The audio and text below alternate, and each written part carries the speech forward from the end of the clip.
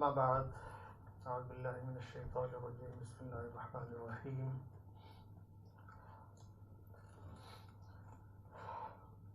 الذين يجتنبون كبائر الإثم والفواحش إلا اللمم إن ربك واسع المغفرة. وقال في مقام آخر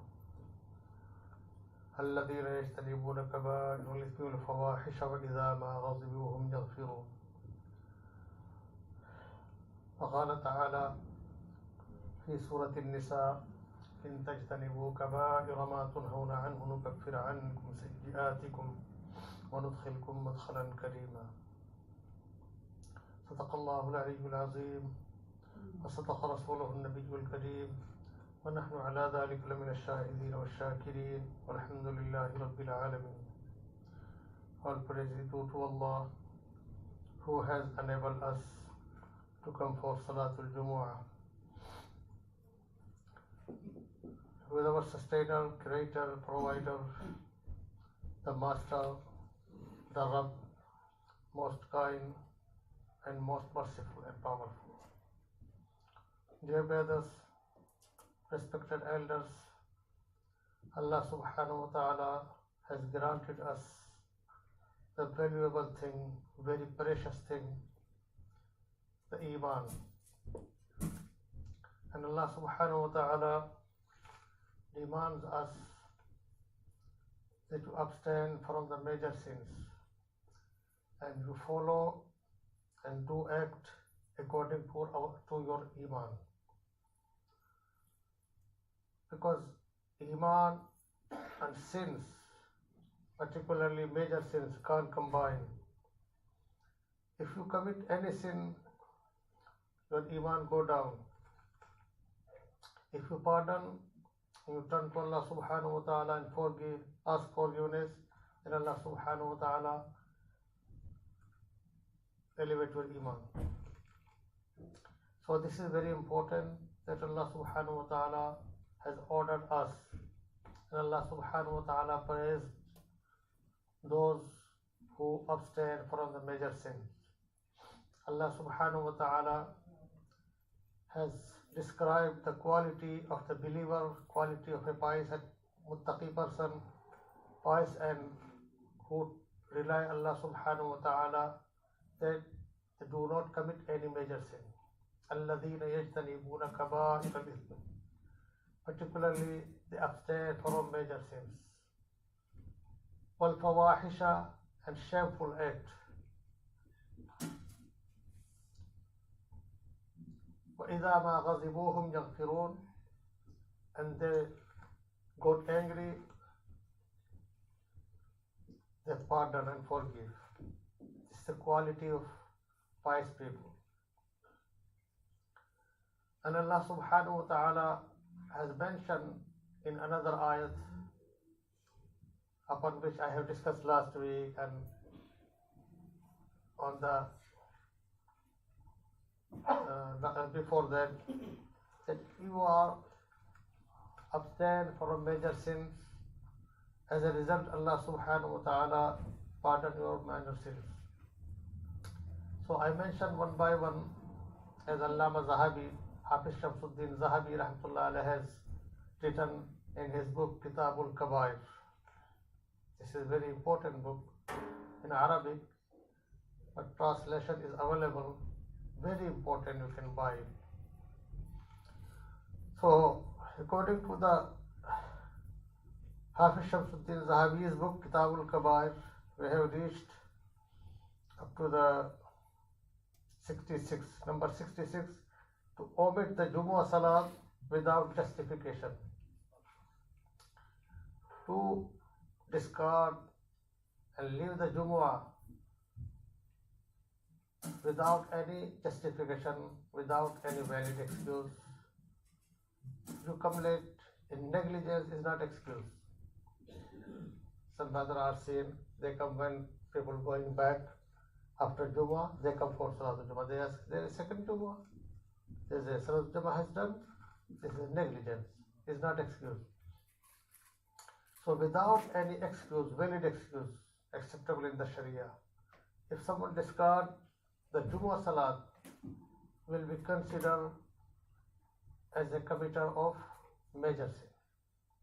So this is very important. Do not discard any Jummah Salat. And Jummah Salat is obligatory and farz upon every Muslim, except the traveler, the mareez, the child, the woman. Is not obligatory upon the child or upon the woman.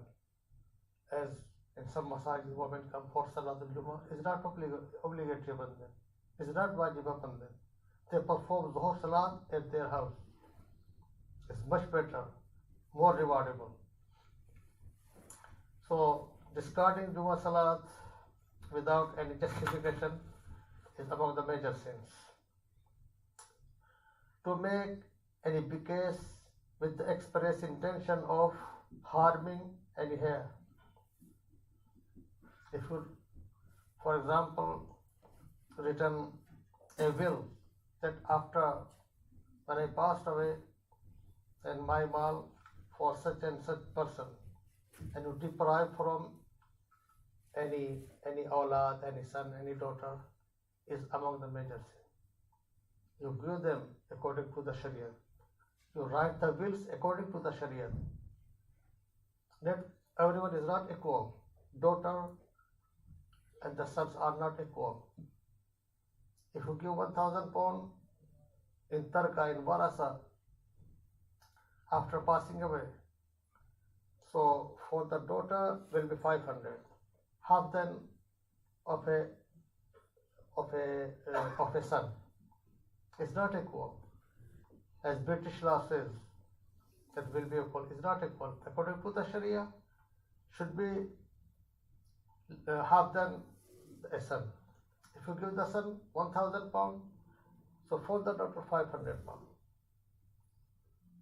While Aqal says for the daughter should be double of the son, because she is weak, she can't work, should be more than that. Imaam Jafar Sadiq Rahmatullah alayhi said to Imam Hanifa Rahmatullah alayhi that I heard that you do qiyas against of the sunnat, against of the ahadith, against of my nana, my grandfather, Rasulullah sallallahu alaihi wasallam. He said, how? He said, I heard. He said, you heard, but you didn't test me. Aqal says, and my qiyas says, that for the woman should be double of the man. But because of your nana, Rasulullah sallallahu alaihi wasallam, I follow the ayat of the Qurani and hadith of your nana, that the woman will be given half of the man. I discard the qiyas. And he tested many masail, in many masail. Then when Imam Rahmatullah found that he do ijtihad from the Quran and Sunnah, he embraced Imam Rahmatullah, kiss his peshani, kiss his forehead. So this is propaganda and it's wrong bullying of Imam Rahmatullah that he do qiyas against the Quran and Sunnah. This is absolutely wrong. No one can show any single example that he do qiyas against the Quran and Sunnah. All the fuqaha do qiyas according to the Quran and Sunnah. So anyway, to fashion evil scheme and deceive the people, to make and generate any evil and shameful schemes to deceive the people, deceive the Muslims, is absolutely among the major sins. Don't make any scheme which is against of the Islam, against of the haya, modesty. To spy on the confidential matter of Muslims and pass on the information. To spy and listen the confidential of Muslim and pass to the non-Muslim. It is absolutely haram. It's called jasusi. Absolutely haram. Don't spy on other confidential matter. If two people are talking, it's not permissible to a third person that he sit without their permission. Ask the permission and then you can sit. If they allow you, then you can sit. So it's not permissible to spy on the confidential matter of a Muslim and pass it on the non-Muslim or enemies. It's not permissible. Number 70 and last, to swear any of the Sahaba. To swear any Sahaba, not only Shaikh Abu Bakr and Umar radiallahu, any Sahabi is haram. And Islamic Sharia, some ulama say, if they don't repent and they do not pardon, they do not stop from swearing, then Qazi had choice to kill him. In Islamic Sharia. So any Sahabi, Rasulullah said, my Sahaba like a salt. Example of my Sahaba like a salt in the food. Without you cook any food without salt, how will be tasteless? If you made the biryani, everything in the biryani, everything, even the musk and saffron, very valuable thing in the biryani, only very, very cheap things, salt. Can you taste it? It's tasteless. So my example, my Sahaba's example like a salt in the food. Nobody can swear them. Rasulullah said, La tasabbu ashabi. Do not swear my Sahaba. Whatever they spend in the path of Allah subhanahu wa ta'ala, even 1 dirham, and after that you spend the gold of mountain of Uhud or any mountain, we can't reach in the reward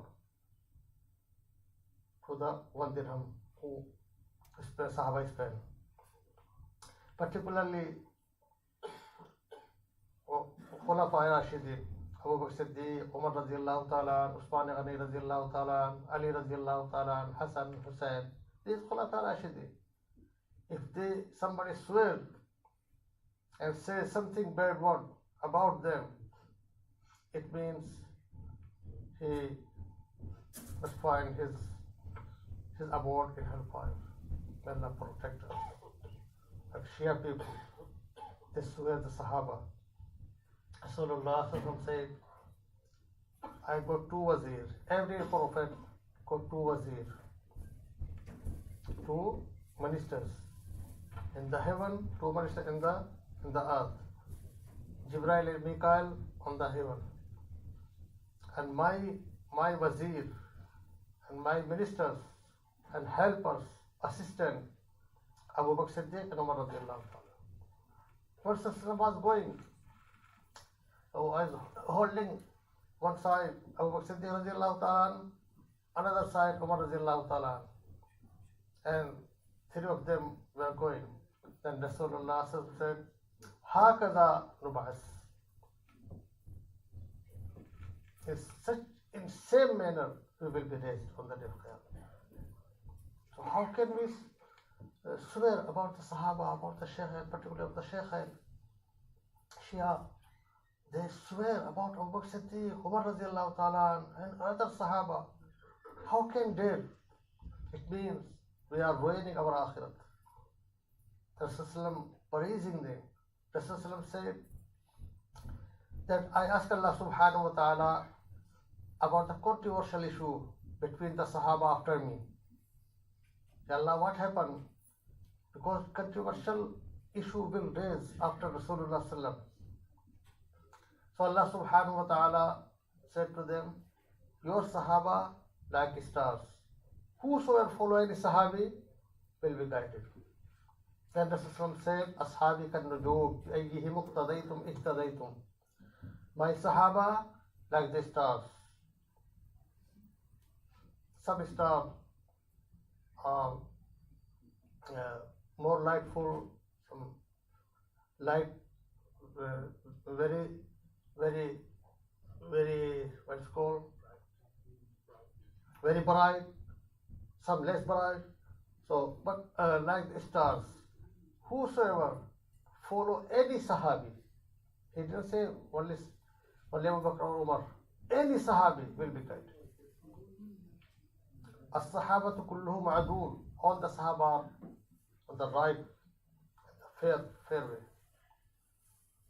And one hadith, Rasulullah said, I don't know how long I will live among you, but after me, after demising me, you follow Abu Bakr and Umar. So, by which language I can swear them? See?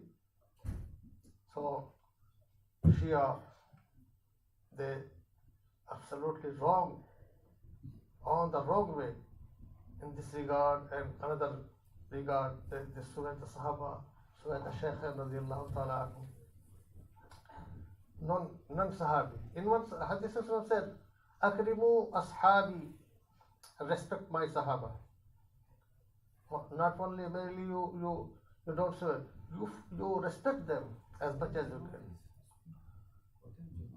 So it is important that we must respect the Sahaba. We should not say anything. Some people among us leave the Shia side. Some people among us, they say this is Sunnat of Umar radiallahu ta'ala. This happened in the time of Umar radiallahu ta'ala. 20 rakat tarawih in the time of Umar radiallahu ta'ala.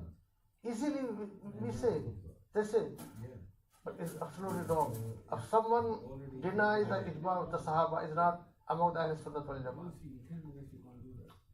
Jamhur, vast majority of the Ummah, they believe if someone sway the Sahaba, sway the Khulafa by the tongue, verbally or by action, is not among the Ahl Sunnat wal Jama'ah.